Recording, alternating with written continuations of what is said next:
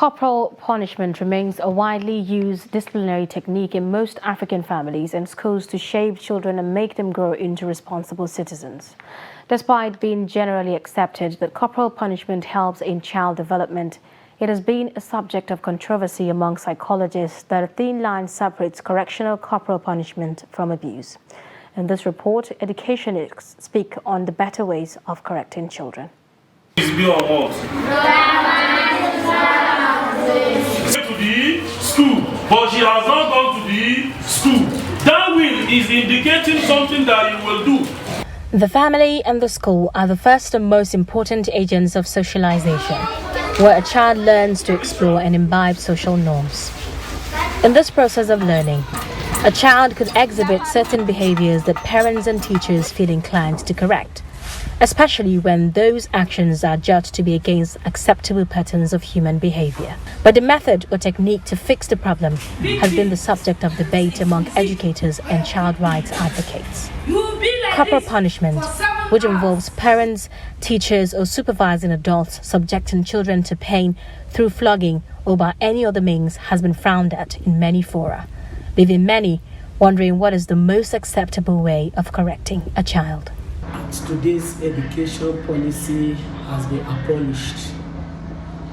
Corporal punishment is a disciplinary action taken against a learner or a child due to misconduct. Some of this misconduct can be as a result of not going by the rules and regulations of the school. And infringing this corporal punishment, the Child Rights Act has abolished it completely in our schools, most especially at the basic school. For separating a child from his mate in a class. If a child does something, you say, Abdullah, come here, stay here. Well, you continue your lesson. Abdullah will feel being separated from his mate. It's a way of punishing a child. Then another one will call a child and then give him an assignment in a class different from the one the class are carrying on. It's another way to punish a child. You can ask that child to write, I'm sorry. Or you ask the child to write, I'm sorry, I will not do it again. I'm sorry, I will not do it again. Up to 50 times. This will make that child to change. This is the public primary school in Abuja, Nigeria's capital. They have devised a better way of dealing with unacceptable behaviors. Every week, they hold a mentorship session, pairing a teacher to a group of students to create an enabling environment for the students to have a rapport with their mentors. My little boy said, from what Promi said, that late is a bad habit. This mentorship is very good. Why it is good is that he enlightens children on what is good and what is not good. Mostly the effects on them in the school and the society.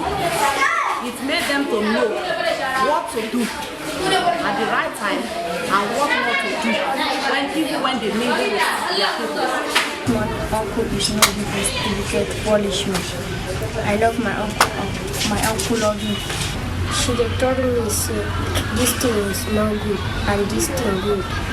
So then they do it again. I love my uncle. He teach anything that we don't understand. He remind us again, say any question, then you understand. As a parent, if my child come to home and tell me this is the kind of punishment he or her auntie gave to him, I'm going to ask him or her, what did you do? If he tell me, the next day I will go to their school and contact the teacher. This kind of punishment is bad.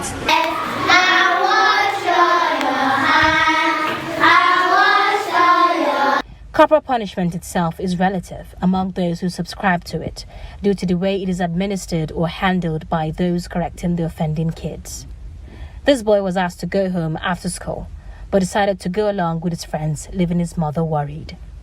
So when he gets home and you hear he has been barred from going out for a period of time or subjected to some other forms of punitive measure, The idea is to forestall a repeat of unacceptable behavior. The UN Convention on the Rights of the Child describes corporal punishment as the most widespread form of violence against children, in which physical force is used and intended to cause some degree of pain or discomfort.